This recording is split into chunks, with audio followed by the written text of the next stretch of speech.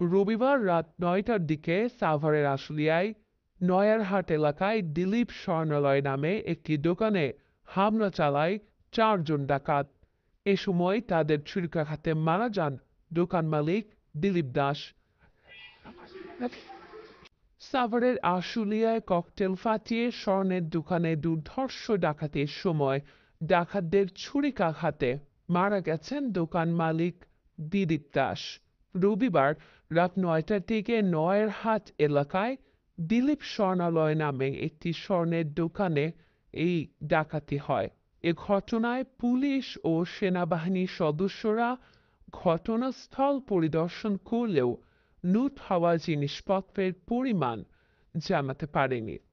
প্রত্যক্ষদর্শী ও পুলিশ জানায়, রাতে তারাবির নামাজের সময় ফাঁকা বাজারে নিজ স্বর্ণের দোকান বন্ধ করছিলেন দিলীপ দাস।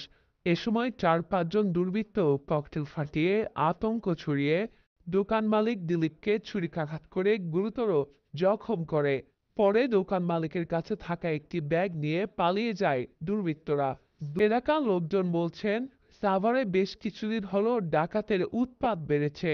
আর পুলিশের পরিসংখ্যান বলছে, গত আগস্ট থেকে জানুয়ারি পর্যন্ত 6 মাসে ডাকাতি ও দস্যুতার ঘটনায় মামলা হয়েছে 1145টি, যা 2023 সালের আগস্ট থেকে 2024 সালের জানুয়ারি পর্যন্ত সময়ের তুলনায় 50% বেশি।